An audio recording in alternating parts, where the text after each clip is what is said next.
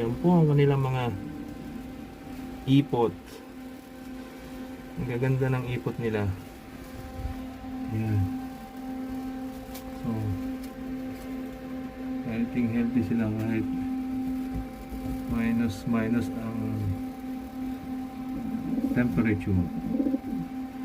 Yan. Maganda mga ipot nila pero frozen yan. Ayan, makikita nyo po, frozen. Gamitan natin ito. Ayan, pagka nag-minus Celsius degrees dito sa loob ng kulungan, ganyan, araw-araw. Araw-araw pong ganyan. Talagang tiyagaan. Gusto magkalapate, kailangan magtiyaga. Alright.